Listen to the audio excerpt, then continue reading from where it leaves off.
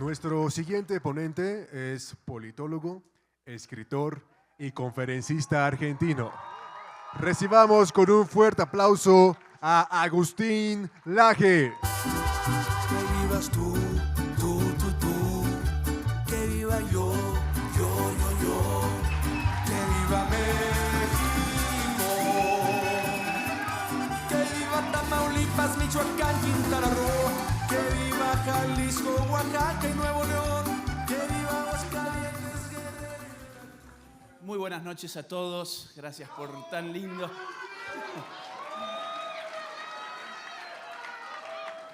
Gracias por tanto cariño.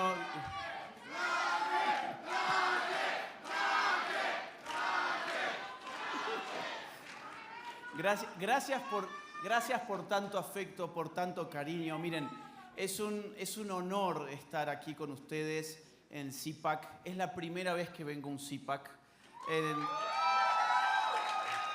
En otras ocasiones no se había logrado. Eduardo Verástegui le buscó la manera, vamos a decirlo así. Le buscó la manera y finalmente se logró. Así que, Eduardo, muchísimas gracias por haberme invitado, por haber insistido y por haber dispuesto todos los medios para que esto se pudiera hacer. Yo llegué hace menos de un día desde España. Llegué anoche, bastante tarde.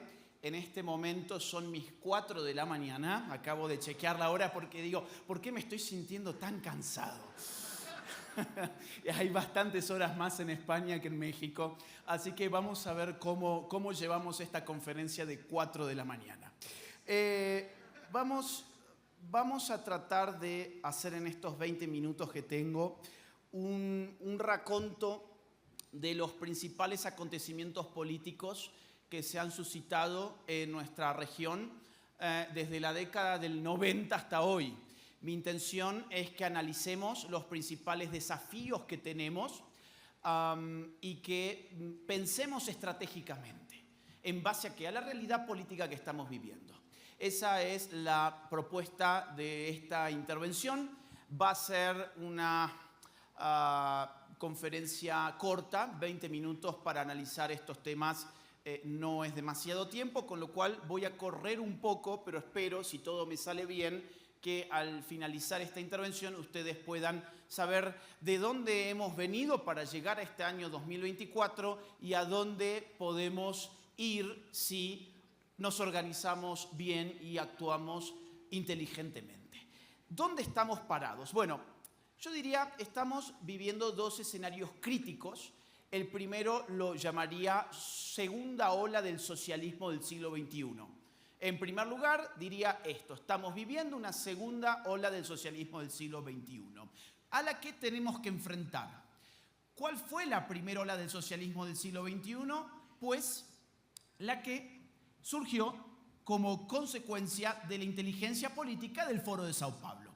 El Foro de Sao Paulo fue creado en 1990 por Fidel Castro y Lula da Silva. Del Foro de Sao Paulo, que fue una manera de reorganizar a las izquierdas después de la caída del muro de Berlín y de la inminente descomposición de la Unión Soviética que llegaría en diciembre de 1991. Fidel Castro, sabiendo que necesita él ampararse en estructuras de otra naturaleza, crea entonces este grupo internacional llamado Foro de Sao Paulo, que tendrá muchísimo éxito político. Pondrán presidentes en prácticamente todas partes. Miren ustedes, por ejemplo, Chávez, Maduro, Lula, Dilma, Cristina Kirchner, Néstor Kirchner, Evo Morales en Bolivia. Ortega también se amparó en el Foro de Sao Paulo. Tenemos en Ecuador Rafael Correa, a Lugo en Paraguay. Es decir, cuando analizamos nombres de presidentes recientes, Tabaré Vázquez, Pepe Mujica en Uruguay, también vinculados al Foro de Sao Paulo. Cuando uno escucha estos nombres y los reconoce, lo que está reconociendo es la importancia política que ha tenido el Foro de Sao Paulo desde 1990 en adelante. ¿Qué ocurrió, sin embargo? A partir del año 2015, esa primera ola del socialismo del siglo XXI entró en declive. empiezan a pasar cosas importantes en el año 2015. Por ejemplo, pierde el kirchnerismo después de 12 años. Después de 3 periodos consecutivos, el kirchnerismo queda fuera de juego tras la victoria de Mauricio Macri. En el año 2016 gana Donald Trump en los Estados Unidos. En el año 2018 gana Piñera en Chile. En el año 2017 Lenín Moreno gana en Ecuador y traiciona a Rafael Correa. En el año 2018 gana Bolsonaro en Brasil. Es decir, empezamos a ver un claro retroceso del socialismo del siglo XXI en nuestra región. En Colombia ganará el candidato de Álvaro Uribe, o sea, ganará el señor Duque. En Perú la cosa tampoco parece muy turbulenta, pero a partir del año 2019, miren, eso es el Foro de Sao Paulo, en una de sus ediciones noventistas o noventosas, pero en el año 2018 va a pasar algo muy importante en este país. En este país va a ganar López Obrador y en el año 2019 ya se creará el Grupo de Puebla, que es una lavada de cara del Foro de Sao Paulo. El Grupo de Puebla elige como presidente al mequetrefe que están viendo en pantalla, al peor presidente de la historia reciente argentina, Alberto Fernández, el golpeador de mujeres. ¿Y por qué lo eligen en julio Alberto Fernández? Muy simple, porque ya saben que va a ganarle a Mauricio Macri en octubre del año 2019. De hecho, arrasó con Macri, arrasó. Macri no tenía ninguna posibilidad. El Grupo de Puebla va a impulsar además distintas sublevaciones, subversiones. Llegará, por ejemplo, a Ecuador una subversión indigenista en octubre del año 2019.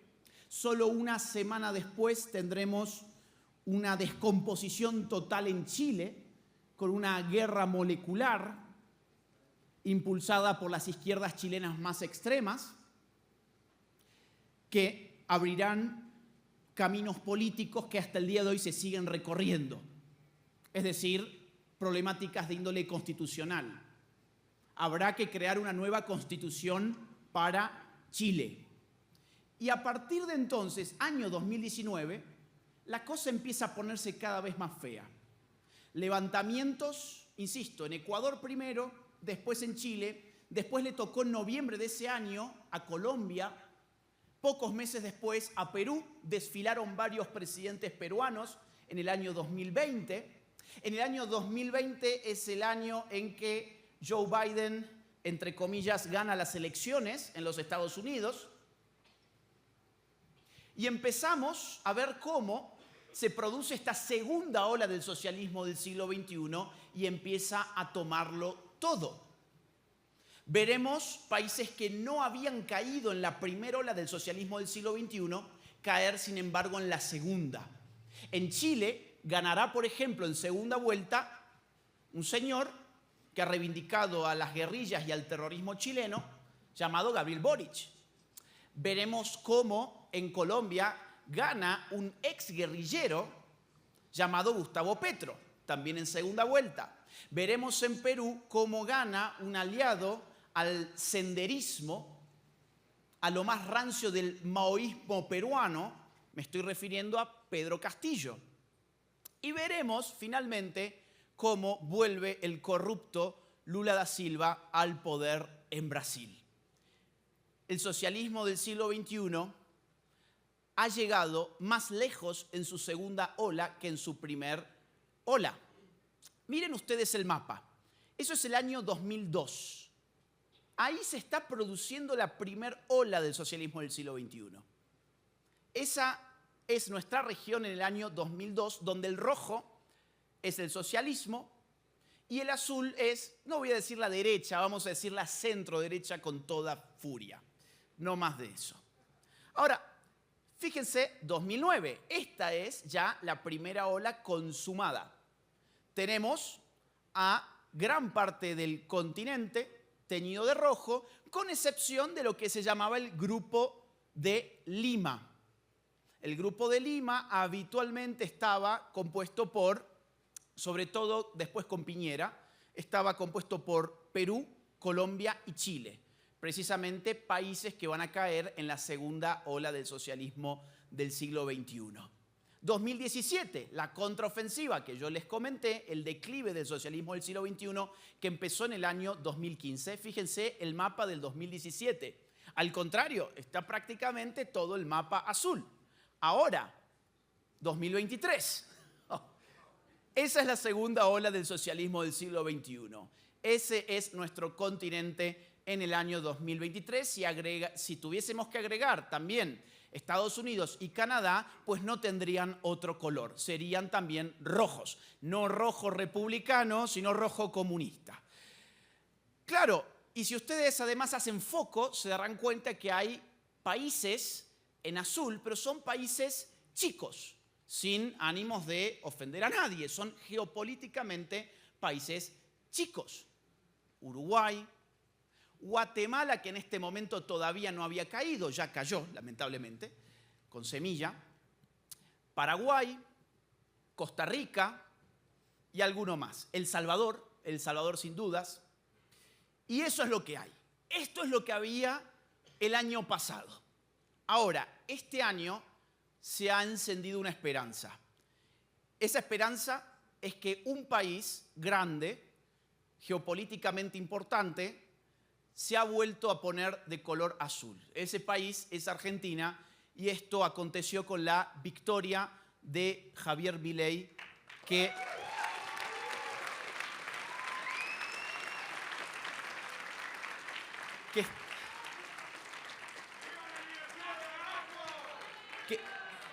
está siendo vista por toda la región, porque lo que hoy se está jugando en Argentina no solo importa en Argentina, de la misma forma que lo que se está jugando en Estados Unidos no solo importa en Estados Unidos, sino que va a tener grandes impactos en el resto de los países. Segundo escenario, muy rápidamente porque no quiero abusar del tiempo. El segundo escenario en el cual tenemos que dar nuestras batallas es el escenario del globalismo. El globalismo es más difícil de precisar porque es una estructura de poder que se esconde mucho mejor. ¿Qué es el globalismo? Miren, yo les diría, el globalismo es la transferencia sistemática de soberanía nacional hacia organizaciones internacionales que demandan ser las rectoras del mundo. Escuchaba a Brenda Ríos hace un rato dar su intervención donde nos comentaba sobre la Agenda 2030. La Agenda 2030 es un ejemplo muy significativo porque es una agenda creada por menos de 100 personas en Naciones Unidas que sin embargo funciona como la agenda de la humanidad. Nadie la ha votado, pero todo el mundo, literalmente todo el mundo, la debería cumplir. El globalismo ideológicamente está sostenido en el wokismo. El wokismo es la ramera ideológica de los globalistas. ¿Por qué utilizan esta ramera ideológica? Porque el wokismo es una fuerza de descomposición nacional. El wokismo descompone a la familia, descompone a la empresa, descompone a la iglesia, descompone a la nación. El wokismo es una ideología que fractura, que fragmenta. Y el globalismo, para extraer soberanía de los pueblos, necesita que esos pueblos estén totalmente fragmentados. Porque si estuviesen unidos, nadie estaría dispuesto a ser gobernado por un burócrata de Naciones Unidas. En cambio, cuando tu pueblo está totalmente descompuesto, nadie tiene ningún problema de que una agenda como la del aborto te la termine imponiendo un burócrata que ni siquiera habla tu idioma, ni siquiera conoce tus costumbres, pero te dice cómo tenés que vivir. El wokismo está compuesto del ambientalismo radical, el feminismo radical, la ideología de género, el lobby LGBT, los movimientos pro inmigración ilegal, los movimientos abortistas y en Estados Unidos el nuevo racismo afroamericano que ha hecho estragos en el tejido social de los estadounidenses. Esta es la Agenda 2030 como botón de muestra de la cual ya se habló en este CPAC. Voy a pasar muy rápidamente a algunas consideraciones estratégicas. Estos son nuestros 2 escenarios más significativos de combate regional. Socialismo del siglo XXI a nivel interno y globalismo a nivel internacional. Esos son los desafíos que tenemos por delante. ¿Cómo los enfrentamos? Necesitamos una estrategia. La estrategia que yo propongo tiene 2 aristas, 2 lógicas que se entrecruzan. Por un lado, lo que hemos llamado batalla cultural. Es muy interesante este término porque ha sido adoptado por muchísimas personas. Cada vez más personas hablan de dar la batalla cultural. En Argentina esto ha sido un verdadero fenómeno, pero a veces no llegamos a comprender lo que estamos diciendo. La batalla cultural es una batalla de tipo política que, a diferencia de las batallas electorales, no tiene reglas, no tiene tiempos, no tiene actores definidos. ¿A qué me estoy refiriendo? Bueno, que una batalla política convencional de tipo electoral está perfectamente reglada. Se sabe que hay partidos políticos que se tienen que inscribir para las elecciones, que tienen que competir determinado día, de determinado año en las urnas. La contienda empieza en un momento y termina en el momento en que se cierran las urnas, se cuentan los votos y se sabe quién ganó y quién perdió. Y no se abrirán más las urnas hasta X cantidad de años. Esto está perfectamente reglado, institucionalizado, temporalizado. La batalla cultural no es así. La batalla cultural es una batalla perpetua, porque es una batalla donde se disputa nada menos que la opinión pública. En la batalla cultural te estás disputando la opinión pública. Si nosotros no disputamos la opinión pública, cuando llegan las elecciones tenemos un problema muy grave, y es que esa opinión pública muy probablemente no está abierta a recibir nuestras ideas y nuestras ofertas políticas. Por lo tanto, lo primero que debemos decir a nivel estratégico es: hay que dar batalla cultural de manera indeterminada en el tiempo. Tiene que ser todos los días, en todos los contextos. Miren, hasta en el baño de su casa, por favor, en vez de jugar al jueguito, manden tweets. Son disparos. Son disparos. Tienen que...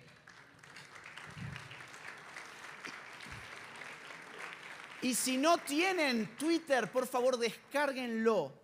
Ay, es que me aburre. Es que no es para divertirse.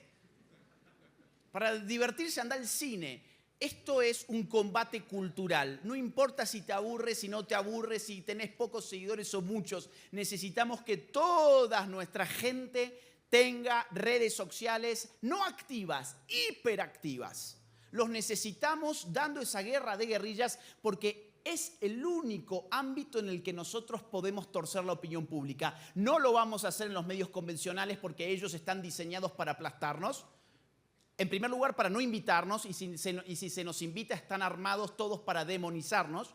Así que, por favor, el compromiso tiene que ser con redes sociales. Pero la batalla cultural también se da en universidades, se da dentro de la familia, educando a los propios hijos, se da en las escuelas, se da en las iglesias, se da con los compañeros de trabajo, se da influyendo en el entorno de cada quien. Ahora, esa batalla cultural de nada sirve si uno después no tiene un partido político que encarne esas ideas. Podemos haber dado una maravillosa batalla cultural, pero el día de las elecciones pues no tenemos a quién votar porque no nos hemos ocupado de llevar a nuestras gentes en las listas.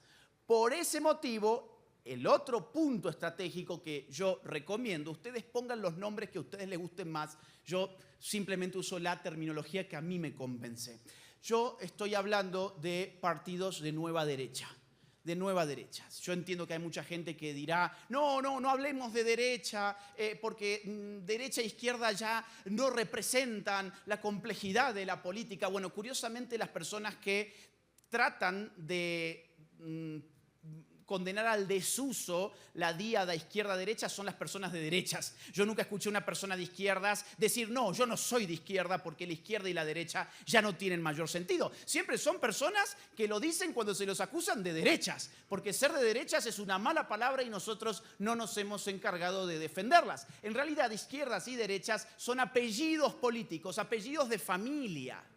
Cada familia tiene una serie de miembros particulares, tiene doctrinas particulares. Así, cuando uno hace lupa dentro de la extensa familia de las izquierdas, va a ver desde marxistas-leninistas hasta trotskistas, pasando por maoístas, socialdemócratas, anarquistas, progresistas, globalistas. Vamos a ver una fauna muy extensa dentro de la izquierda.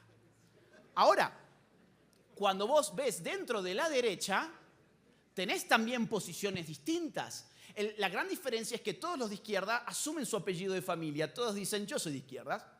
Mientras en la derecha estamos peleándonos a ver quién se inventa el nombre más rebuscado. Yo soy paleolibertario, ¿no? Yo soy neoconservador.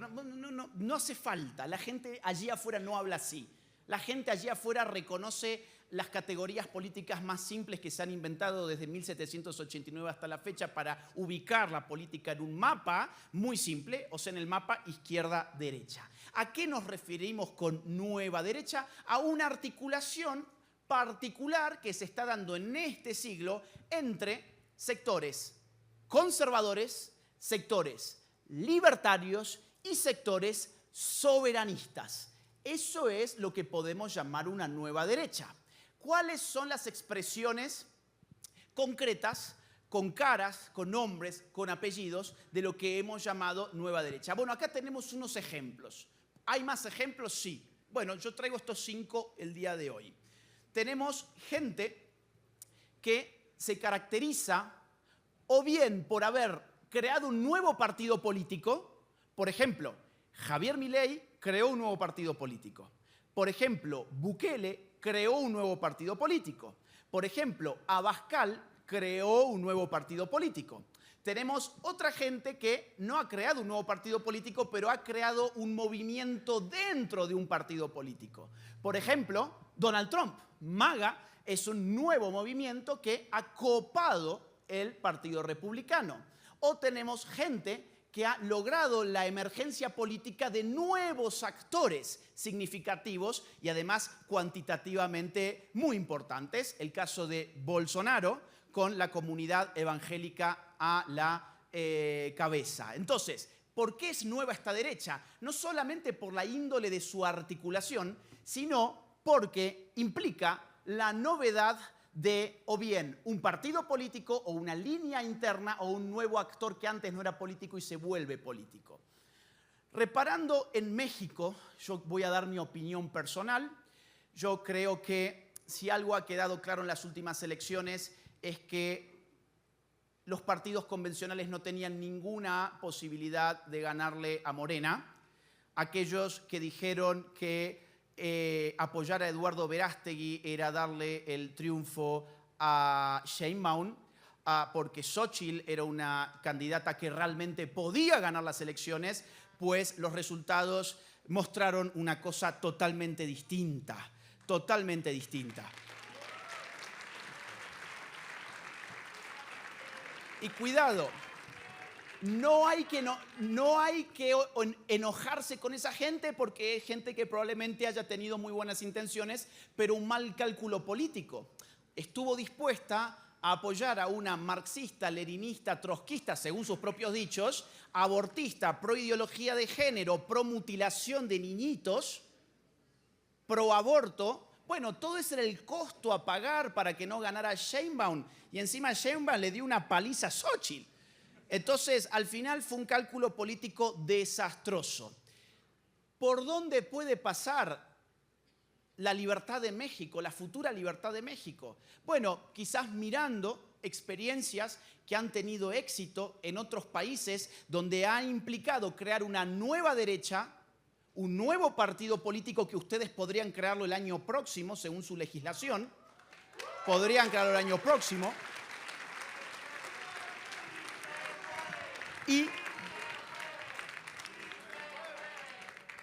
Y en el que, atención y cierro con esto porque me he pasado 4 minutos ya, en el que seamos conscientes de que la política es el arte de aproximar a los similares, no de unir a los idénticos. Acá no necesitamos ser una secta, acá no necesitamos todos pensar exactamente lo mismo. Si alguna riqueza tiene esta nueva derecha es que tiene 3 corrientes muy claras y que tienen que aprender no solo a convivir, sino a confundirse entre ellas. Esa es la diferencia entre una alianza y una articulación. En la alianza nos reunimos sabiendo que no somos lo mismo, pegamos al mismo tiempo y nos separamos. Una articulación implica una confusión entre los actores que se aproximan. En la nueva derecha, insisto, está compuesta por, atención, libertarios, no cualquier libertario, libertarios no progresistas ni globalistas, que los hay, conservadores, no cualquier conservador, sino conservadores que no confundan la política con la religión, o sea, que estén abiertos a convivir con otras fes, con otras personas que pueden ir a otros templos, a otras iglesias. No nos estamos disputando acá un asunto de iglesia, nos estamos disputando el Estado.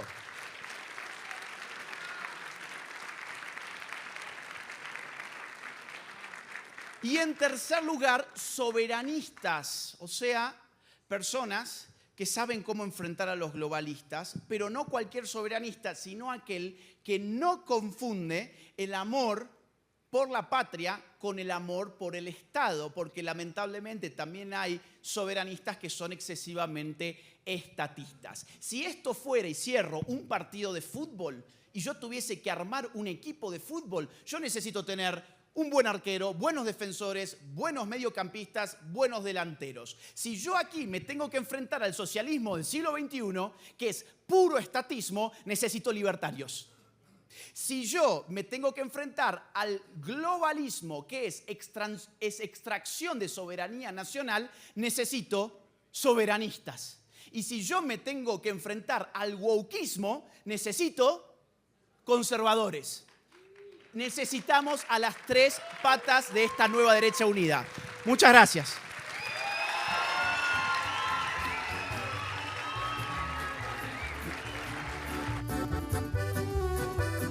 Por amor a México, verás que sí.